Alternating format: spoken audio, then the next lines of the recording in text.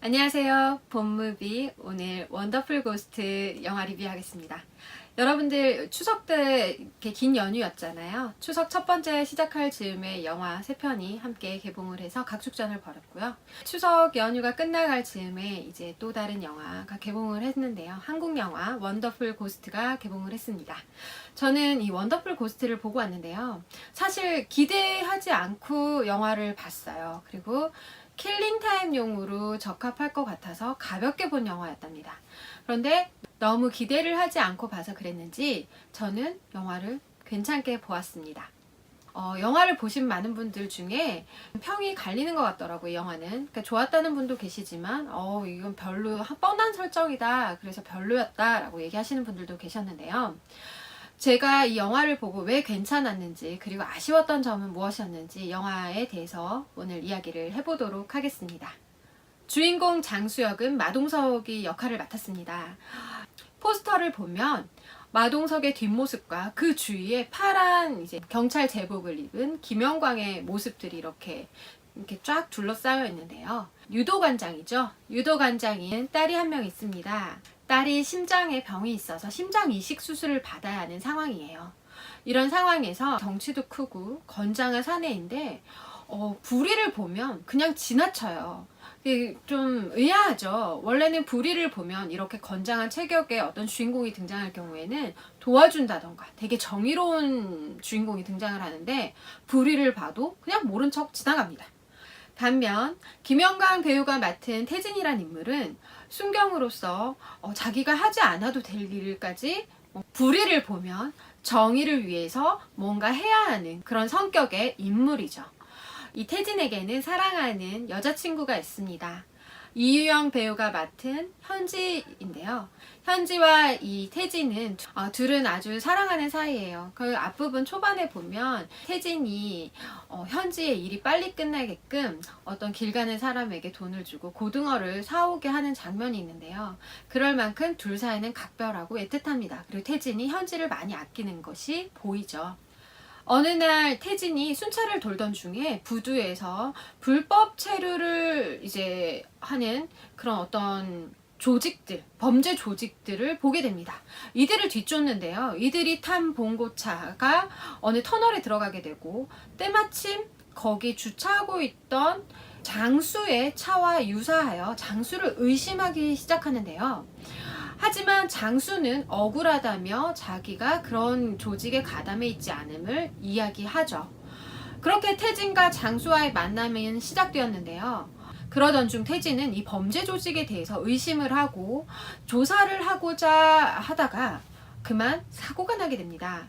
사고가 나게 되어서 우연히 그 장소에 같이 있던 태진 역시도 사고가 나게 되어서 병원에 실려가게 됩니다. 병원에 실려간 이후에 태진은 그만 뇌사 상태에 빠지게 되고 말죠.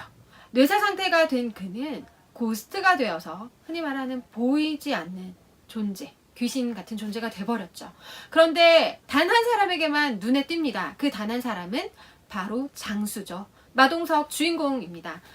그 이후 자기의 어떤 의사를 전달하고자 이 태진은 장수 옆에 계속 따라다니게 되는데요. 그리고 벌어지는 일들이에요. 시나리오가 이전에 봤던 영화들의 어떤 플롯과 조금 비슷한 면이 있어요.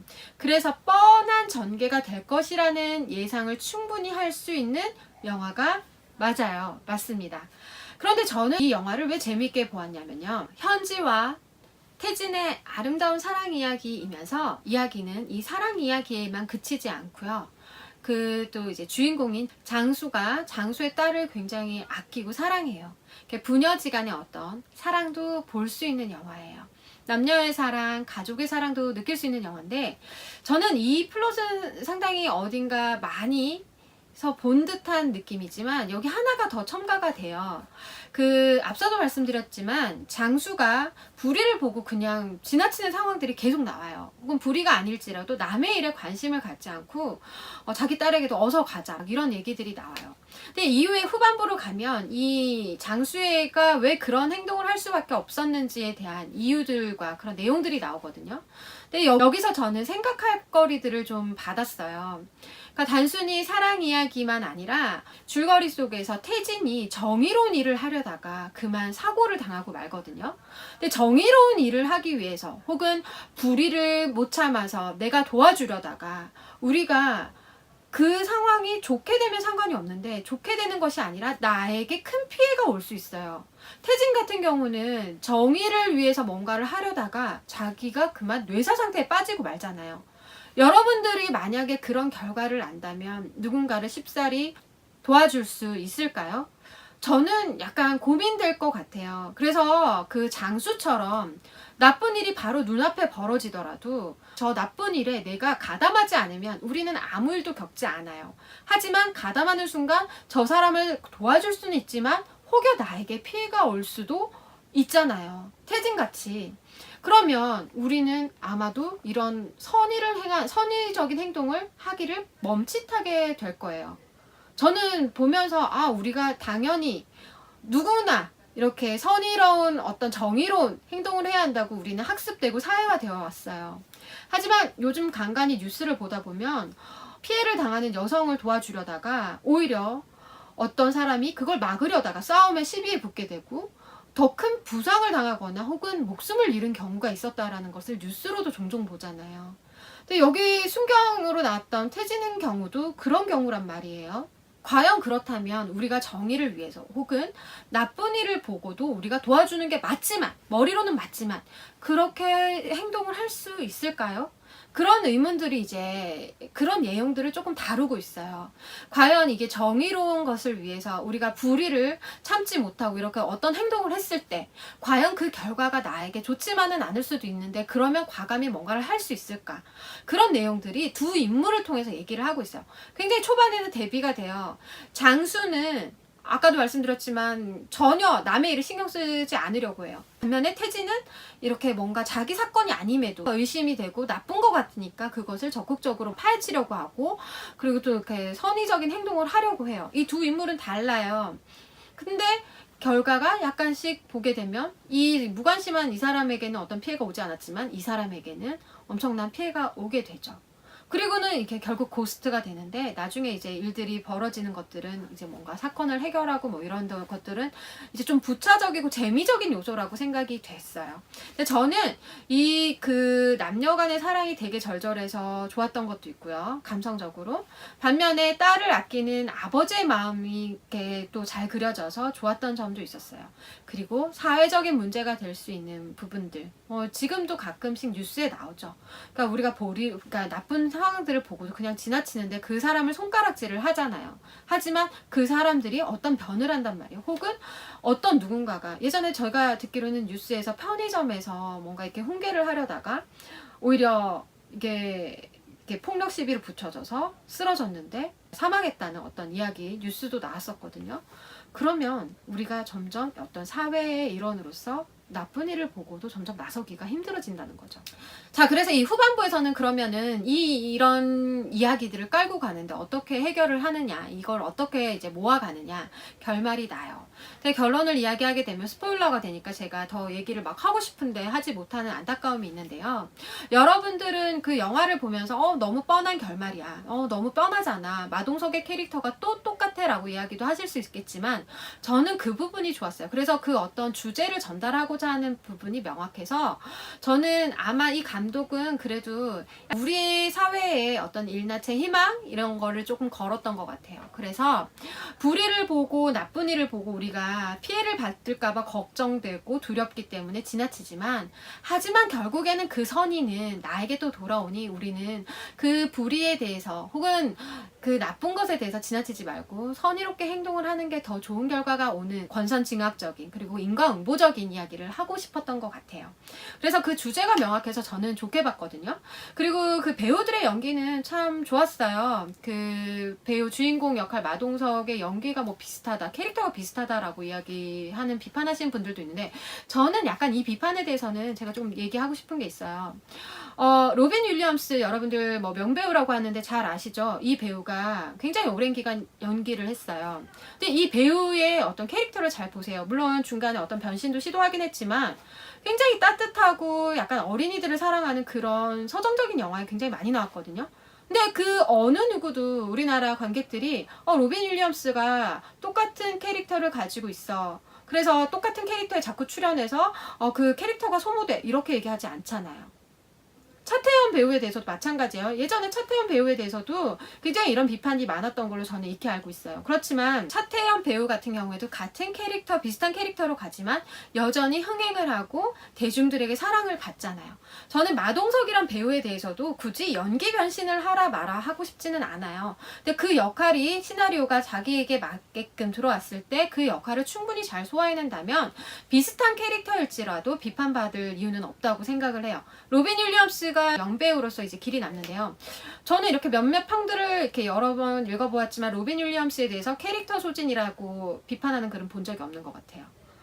왜 외국 배우에게는 그런 잣대를 들이대지 않는데 우리나라 배우에게는 되는지 잘 모르겠지만, 그 캐릭터 소진이란 것에 대해서는 어떻게 보면 그런 그 역할에 맞는 그 모습이 비슷하다 보니까 그런 시나리오가 계속하게 되고, 그것을 잘 소화해내다 보면 그 손익분기점 이상의 흥행률을 계속 유지하게 되면 그런 시나리오가 아마 또 가게 되고, 이런 순환이 되는 게 아닌가 싶어요. 잘하는 역할이라면 충분히 같은 캐릭터를 소진하더라도 저는 나쁘지 않다고 생각해요.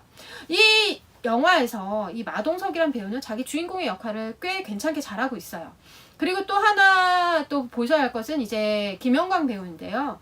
김영광 배우는 그리고 이유영 배우의 둘의 사랑 이야기, 케미라고 하죠. 저는 케미가 되게 좋았다라고 생각을 해요. 특히나 그 김영광 배우의 순박하면서 약간 정의를 위해서 뭔가를 하려는 그런 이제 경찰 역을 되게 잘 소화해냈고요. 그리고 한 여자를 순애보적으로 사랑하는 그 모습도 좋았었습니다. 그 사랑하는 사람이 뇌사 상태에 빠졌을 때 이를 슬퍼하면서 애달파하는 그 현지 역을 잘 소화해냈고요. 너무나 슬픈 연기를 굉장히 잘해줘서 거기 감정에 몰입될 수 있었어요. 그래서 어느 부분에서는 이 영화를 보면서 재밌는 부분도 있었지만 감동적인 부분이 좀 컸던 것 같아요. 그래서 가볍게 보려다가 약간은 감동을 크게 좀 받았던 영화였어요. 그리고 아까도 말씀드렸지만 그런 감동의 흔한 플롯을 가면서도 한 가지 우리가 생각해 볼 수 있는 사회적 문제거리를 던져줬기 때문에 저는 이 영화가 꽤 괜찮았던 것 같아요. 그래서 저의 어쩌면 기대치가 너무 낮게 시작했을 수도 있어요. 저는 이 영화를 정말 가볍게 즐겁게 볼 요량으로 갔었기 때문에 어떤 내용에 대한 선지식도 없었고, 그러다 보니 이렇게 좀 즐기다가 온 것 같아요. 여러분들도 한 번쯤 생각해 보셨으면 좋겠어요. 어떤 문제에 대해서 우리가 정의로운 것을 우리가 알고 있잖아요. 선이 무엇이고 정의가 무엇인지 잘 안단 말이에요. 하지만 때로는 어떤 유혹에 약해요. 여기 보시게 되면 여기 그 태진과 함께 절친한 그 최기화 배우가 맡았던 종식 역할에 그 경찰이 있었잖아요. 네, 태진이 정말 믿었어요. 근데 이 종식도 태진을 굉장히 아꼈지만 그 중간에 이제 줄거리를 보시게 되면 이 어떤 유혹에 약해서 무언가 잘못된 선택을 해버려요. 근데 그런 것들 하며, 그리고 자기 잘못을 순수히 인정을 할 수 있는지 없는지 반성하는 부분, 이런 것들. 영화 후반부로 갈수록 장수의 캐릭터는 살짝 변하기 시작해요. 앞서 처음에 시작할 때는 뭔가 남의 일에 관심 갖지 않고 전혀 신경 쓰지 않았던 그지만 어떤 일들을 계기로 해서 그의 마음이 열리기 시작합니다.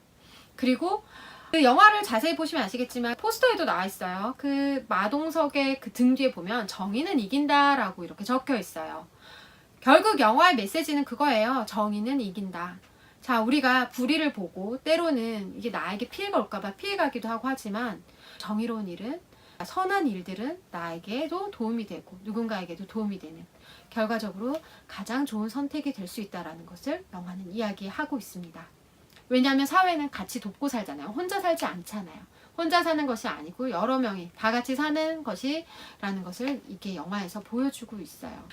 이 영화는 사랑 이야기면서 가족 이야기면서 그리고 어떤 정의에 대한 생각을 할 수 있는 영화예요. 그래서 추석 연휴 시작할 때쯤에 개봉을 했더라면 온 가족들이 같이 볼 수 있는 추석 영화로 좋지 않았을까 하는 생각이 들었어요.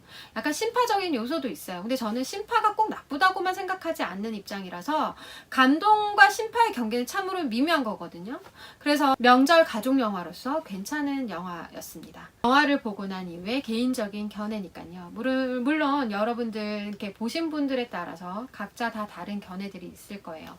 뭔가 있어 보이는 영화 혹은 뭔가 심각한 것을 생각하게 하는 영화에서도 어떤 메시지들을 충분히 해석하고 또 여러 의견들이 많을 수 있지만 이렇게 킬링타임용의 단순한 영화인 것 같지만 이런 영화에서도 어떤 감독들의 녹여놓은 그런 메시지를 찾는 재미도 저는 크다고 생각을 해요. 영화의 재미를 한번 잘 느껴보시길 바래요. 오늘 리뷰는 여기까지 하겠습니다. 원더풀 고스트 괜찮은 킬링타임용으로도 괜찮고 가족영화로도 좋은 영화였으니까요. 기회가 되신다면 한번 보셨으면 좋겠습니다. 감사합니다. 영상이 좋으셨다면 좋아요와 구독 버튼 부탁드립니다.